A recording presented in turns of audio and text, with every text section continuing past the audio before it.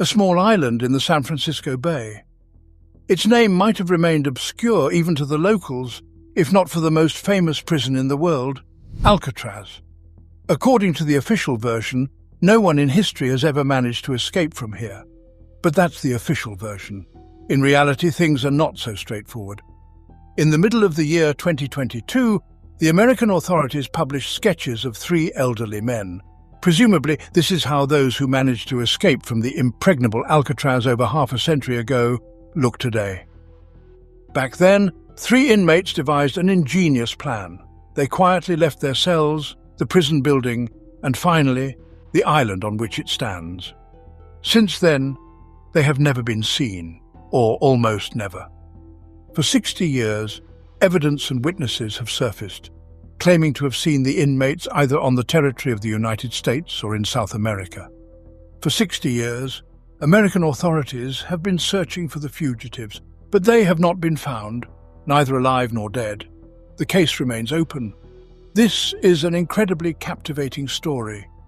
I will detail how 3 inmates managed to escape from one of the most heavily guarded prisons with the help of spoons, raincoats, and a concertina, and most importantly, where the fugitives vanished. This is the story of the escape from Alcatraz. Okay, I'm sure most of you have seen The Shawshank Redemption.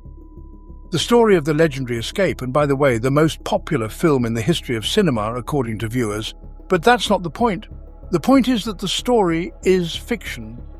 Stephen King wrote the novella, later adapted into a screenplay.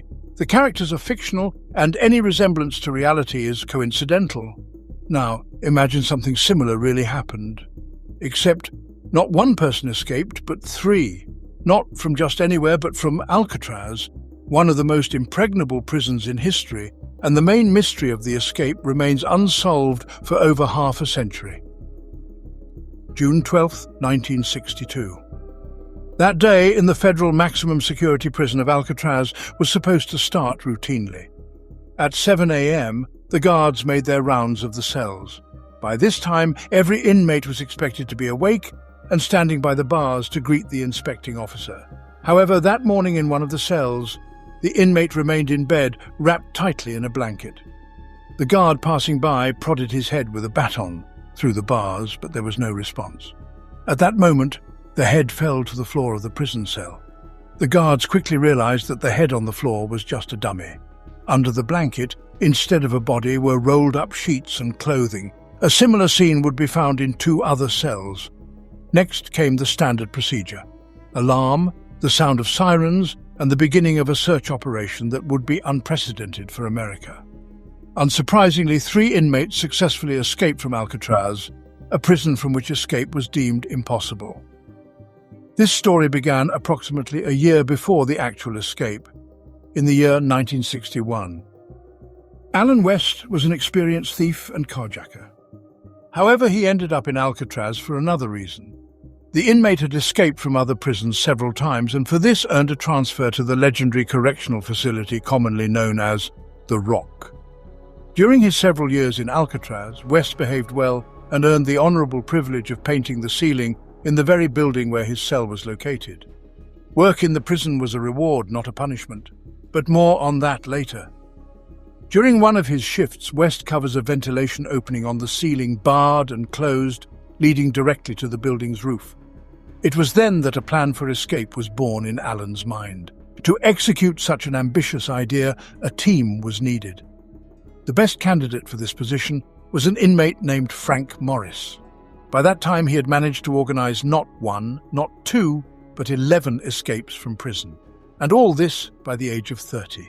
Morris grew up an orphan and was arrested for the first time at the age of 14. This was followed by armed robbery, car thefts, burglaries, and break-ins. Each led to prisons from which Frank managed to escape largely due to his high intelligence. Alcatraz was the inevitable culmination of such a biography. Surely he wouldn't escape from here, the prison authorities believed. The other 2 participants in the escape were brothers John and Clarence Anglin. They did not possess high intellectual abilities, but they also ended up in Alcatraz after escaping from other prisons. The team was gathered, but the participants' cells were located in different parts of the building. For them to effectively coordinate their actions, they needed to be close by. A few months of good behavior and conscientious work proved sufficient. The future escapees were transferred to cells next to each other. Here, it is important to clarify a significant point. The cells in Alcatraz were solitary, small and cramped but solitary. This benefited the institution, distinguishing it from other prisons. One could sleep calmly, without fear for one's life. Thus, Alan West, Frank Morris and the Anglin brothers received neighbouring cells. This happened in September 1961. It was then that the inmates began preparing their escape. But first, let's clarify some details. Firstly, the prison was located on an island. The nearest land was approximately 1.5 kilometers away across the cold waters of San Francisco Bay. One could attempt to swim that distance, but it would most likely end in severe hypothermia, meaning the body would succumb to the cold and the person would simply drown. Indeed, it might not even come to that, as the bay was full of sharks. Crossing by boat was possible, but where would one get it? Any vessels, other than official ones, were prohibited from approaching closer than 200 meters to Alcatraz. Around the entire perimeter of the island was a barbed wire barrier and several towers with snipers. However, all of this was likely irrelevant, as escaping from the main building where the inmates were held was practically impossible. The number of inmates on the island was always small, approximately a couple of hundred. There was one guard for every 3 inmates. This was the best ratio compared to other American prisons. Staff performed daily rounds multiple times to count the inmates. The cells were situated on 3 floors, facing each other so that the guards could better see what was happening behind the bars on both sides. In the center were rooms with armed personnel. From this vantage point, they could potentially shoot through the entire interior space. Also, in the main building were metal detectors and canisters of tear gas in case of a riot. And the main proof of Alcatraz's impregnability was the 14 escape attempts, all of which failed, more precisely, all except the one to which this video is dedicated. So, Alan West, Frank Morris and the Anglin brothers began preparations for the escape in September 1961. The accomplices needed to solve 4 problems: how to get out of the cell, how to leave the prison building, how to inconspicuously descend to the water, and how to reach the mainland. Problem 1, the cell. Sawing through the sturdy bars was not only useless but also pointless. Behind them, one would be met by a large number of armed guards. Another option remained to carve a tunnel in the wall, as ventilation was located under the sinks in the cells, leading to a passage that connected to a narrow corridor with pipes and utilities. The bad news was that the ventilation passage was quite narrow for a person to fit through. The good news was that the cement around the perimeter was not very strong, and the accomplices decided they could try to break it down. The escapees stole spoons from the cafeteria, sharpened them so that the ends were pointed, and began methodically breaking down the wall around the perimeter of the ventilation opening.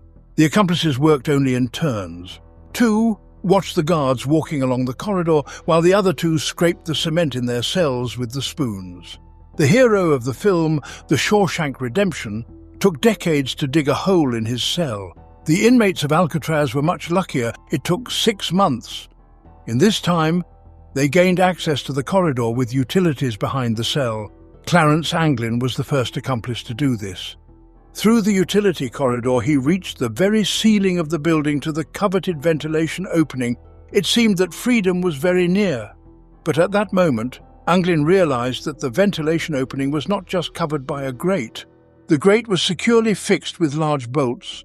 The escapees decided to saw off these very bolts, however, saying it is easier than doing it. First, the absence of inmates in the cells would quickly be noticed by the guards. Second, the accomplices working on the bolts could be easily seen and heard. In Frank Morris's dossier, who had successfully escaped multiple prisons, the phrase escape artist was present. However, the word artist primarily means an artist in the sense of a person of art. In the case of the escape from Alcatraz, the accomplices could boldly be called artists, and their actions a masterpiece. Here's what I mean first and foremost. To prevent the guards from noticing the absence of people in the cells while they were sawing off the bolts under the roof, The inmates made artificial heads. Various materials obtained during work came into use, including pieces of cloth, paper, soap, wire, cement, and glue. This is how the escapees created artificial heads. To make them realistic, two things were needed: paint and hair. The inmates at Alcatraz had not only duties but also rights, including the right to a hobby, so the accomplices requested paint from the administration under the pretense of painting portraits of loved ones. The materials, of course, were used to paint the artificial heads. The final touch was the hair. Clarence Anglin worked in the prison barbershop, where he managed to procure hair that the escapees glued to the artificial heads. The prisoners placed clothes and sheets under the blanket with the head on top, creating a very realistic picture of a sleeping person. Unless examined closely or touched, it was nearly impossible to suspect a substitution. Another significant detail, successfully addressed by the escapees, was the wall of the cells. To prevent the guards from noticing the missing section under the sink, the prisoners made a wall mock-up from cardboard and painted it a matching shade. The problem of the absent prisoners in the cell was solved. The next step was cutting the bolts of the ventilation. As you may have understood, one of the main reasons the entire operation was successful was the inmates' work activity. Misbehavior could result in long solitary confinement. Alan West, for example, was painting the ceiling of the building in the space above the upper level of the cells. Due to the painting, debris accumulated in the space beneath the ceiling. West decided to sweep some of the debris down. Due to the building's construction, debris fell directly into the main passage named Broadway, whose floor shine was a particular point of pride for the prison administration. West shrugged his shoulders at the guards' complaints. Painting is, after all, a messy business. Alan immediately proposed a solution to the problem. It was simply necessary to cover the space beneath the ceiling with pieces of cloth. This would keep Broadway clean. The guards agreed. Alan West and the escapees achieved their goal. Now their work on cutting the bolts would not be seen. However, they could still be heard. Cutting silently was quite challenging. And here again, it's worth noting that Alcatraz's reputation was much harsher than the reality in the prison. Firstly, the inmates were well fed so that they wouldn't stage hunger strikes. Even more interesting was the tradition of music hours. Almost every day, from 6 to 7 in the evening, a music hour took place. Inmates could sit in their cells playing instruments or listening to the radio. For instance, Al Capone, who played the banjo. He was reportedly quite good. The sounds of music provided the perfect cover for the escapees' work. Taking turns, they accessed the ventilation opening and gradually sawed through the massive bolts. It takes 3 months, and the accomplices even make soap bolt dummies just in case, to ensure that the guards notice nothing. In this small space beneath the ceiling, which by that moment had been tightly closed off with rags, the escapees organize a real workshop. The final stage of preparation involves a boat. Thus, the prisoners plan to cross the San Francisco Bay and reach the mainland. According to one version, Frank Morris enjoyed reading the magazine Popular Mechanics in his cell. There he came across an interesting article on how to make a life jacket out of a raincoat. It is critical to explain one important point here. The weather in San Francisco Bay leaves much to be desired, primarily because of the torrential rains that occur there frequently. Raincoats in Alcatraz were an indispensable part of the prisoners' wardrobe. These were not plastic bags with holes for arms. The prisoners' raincoats were made from thick, durable material. The prison administration did not strictly account for this item of clothing. Therefore, the accomplices easily put not only their own but also borrowed raincoats from other prisoners to use. They managed to gather several dozen. Another crucial detail is that many prisoners were aware of the planned escape. Cells in Alcatraz are located across from one another, making it impossible to secretly saw through the wall for half a year. However, none of the prisoners betrayed the future escapees to the guards. In that very improvised workshop beneath the ceiling, the escapees made life jackets and an inflatable boat from raincoats. Experience working in sewing workshops in various prisons proved invaluable.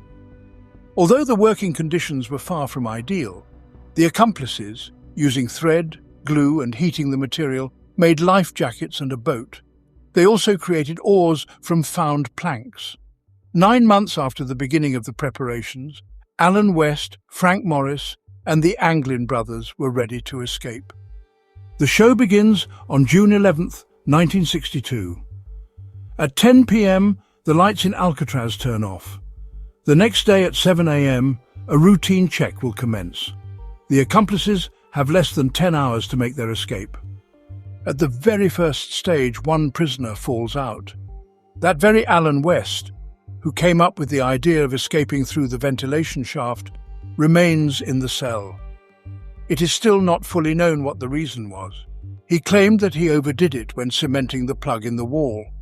At the crucial moment, he simply could not remove it. There is a theory that he got scared. Quite logical. None of the 36 people who had previously attempted to escape from Alcatraz had succeeded. Which version is true remains unknown to this day. 3 escapees remain: Frank Morris and the Anglin brothers. They crawl out of the cells, make their way up to the ventilation opening, push the pre-sawn heavy grill onto the roof. According to several witnesses who were serving time in Alcatraz at that moment, that night they heard the sound of a heavy object falling onto the roof. Then the inmates began deliberately making noise to distract the prison guards. Whether this act of solidarity truly took place, or if it is a charming legend, remains unclear. What is known with certainty is that the escapees managed to reach the rooftop of the building unnoticed. They carried with them folded life vests, a boat, oars, and an accordion. In Alcatraz, on the first floor, there was a separate bakery workshop. A pipe from it extended to the top of the building. The inmates descended through this pipe. Despite the presence of watchtowers with guards, the escapees managed to reach the barbed wire fence surrounding the island unnoticed. The trio threw clothing over it and safely climbed to the other side. They then descended to the water on the northwest side of the island. This is where the accordion came into play. Using it, they inflated the boat and the life vests. With oars in hand, Frank Morris and John and Clarence Anglin began rowing. Behind them lay America's most impregnable prison. What happened in Alcatraz the morning after the escape you already know. Bewildered guards, alarm sirens, and dummy heads. The prison administration began a search. It quickly became evident that the escapees were no longer on the island's grounds. The FBI then took over the operation. They enlisted the help of the Coast Guard and all nearby mainland police stations. These actions suggested one thing. The authorities were seriously considering the possibility that the escapees successfully crossed the bay and were on the run. The inmates' cells, their improvised workshop under the roof, and Alan West became the main pieces of evidence. During interrogations, he revealed details of the planned escape. Gradually, the FBI and the prison administration began to piece together the events. However, this did not answer the crucial question. Where did Frank Morris and the Anglin brothers disappear to? Within 3 days of the escape, police found several clues. About a kilometre from Alcatraz, a bundle of photographs and notes was discovered in the water. They belonged to the Anglin brothers. Additionally, near Angel Island, which is adjacent to Alcatraz, an oar was found. It matched another oar the escapees left in their workshop under the roof. Finally, 3 days later, on a beach a significant distance from Alcatraz, a life vest was found. It matched the vest that had been left with Alan West. The police visited all the relatives and close acquaintances of the escapees. Everyone unanimously declared that they had not seen the inmates and had received no messages from them. The Anglin brothers' mother told the police that she hadn't seen her sons, and even if she had, she wouldn't have told the police. Surveillance was established on all the escapees' relatives. This continued for nearly 20 years. Over these years, investigators were unable to find any of the 3 escapees. In 1979, the FBI officially closed the case on the Alcatraz escape. Almost 20 years later, they would manage to thoroughly reconstruct the actions of the accomplices a year before the escape, and on that very night in June of the year 1962. In other words, they would know practically everything you have already learned. However, the main question remains unanswered. What happened to the trio of escapees after they set off from the island's shore? Did they manage to cross the San Francisco Bay, or did they indeed drown? No bodies were found, and the prisoners were not seen alive either. The FBI agents concluded the investigation with a set of theories and suppositions, almost all of which raise questions. But let's take everything in order. On the FBI's website, there is a short article dedicated to the history of the escape from Alcatraz. At the end, several suppositions are presented, explaining why, in the opinion of law enforcement, the escapees were unable to reach the mainland and drowned. The first and foremost argument: the escapees physically could not swim across the San Francisco Bay because of sharks, because of currents, because it's cold. On one hand, the version sounds logical. The fourth participant in the escape, Alan West, claimed that the escapees' target was Angel Island. There was a semi-abandoned military base located there. The escapees allegedly planned to reach there first. There were very few military personnel on the island, which meant the likelihood of them being noticed and handed over to the police was low. From there, the accomplices planned to reach the mainland. According to investigators, the situation on the night of the escape went as follows. Due to strong winds, the escapees began to drift toward the ocean, and at some point, they realized they would not be able to row to Angel Island. Then they abandoned everything and tried to reach Angel Island by swimming. However, hypothermia quickly took its toll, and the exhausted escapees drowned. This version is supported by the discovery of a nearby bundle with photographs and a paddle. Several details immediately dismantle this scenario. The first is the myth about sharks. One of the horror tales about Alcatraz precisely stated that there were many great white sharks in the bay waters. Great white sharks are those like from the movie Jaws, which like to eat, including humans. In reality, there are sharks in the bay, but their numbers are greatly exaggerated, and they are not great whites. There are species that do not show interest in humans. For a completely objective picture, it should be noted that there are recorded instances of great white sharks appearing in the San Francisco Bay, but in the last half-century, such occurrences can be counted on the fingers of one hand. The next myth is the cold bay waters and strong currents. For several decades now, triathlon competitions have been held in these waters. One of the stages is a swim from Alcatraz Island to the mainland. Each year, dozens, if not 100 participants swim through the very same cold waters with strong currents. The average water temperature in the bay is about 15 degrees Celsius. Not warm, of course, but it is quite possible to endure a couple of hours in the water. Incidentally, in the last 40 years, not a single participant in the swim has been harmed by sharks. This means that theoretically the escapees could have reached their intended destination, including by swimming, but even here, things are not so simple. In the showers of Alcatraz, the water was of high temperature. This was not to create a warmer and more inviting atmosphere, but to prevent the prisoners' bodies from acclimating to cold water. Furthermore, there was no pool in Alcatraz. It's one thing when the bay is crossed by trained athletes in broad daylight under supervision. It's quite another matter for unseasoned escapees in poor physical condition in the middle of the night. A testament to this was an escape that occurred in Alcatraz 6 months later. At the end of the year 1962, a prisoner named John Scott managed to escape from the prison kitchen, ran to the water and began paddling. He covered the 2 kilometers to the San Francisco Bridge. However, he was so exhausted and weakened that he collapsed unconscious on the shore, where he was captured by the police.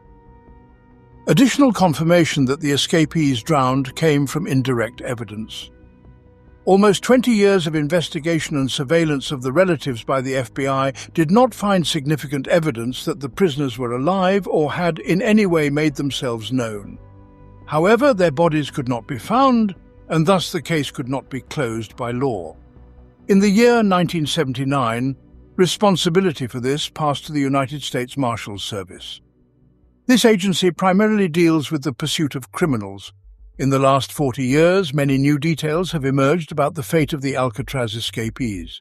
Some of them proved that the prisoners not only did not drown, but managed to leave the country unnoticed.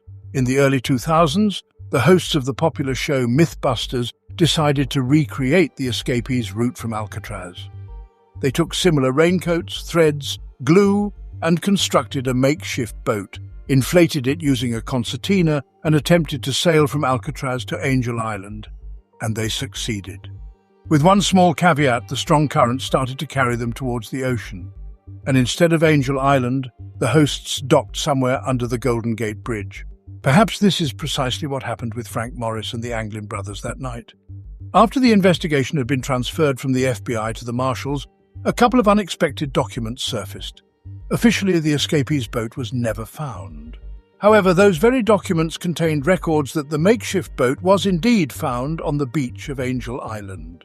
Moreover, traces from several people led away from it. The same document also included another curious fact. The fact is that immediately after the escape in 1962, police in neighboring areas were meticulously monitoring reports of car thefts.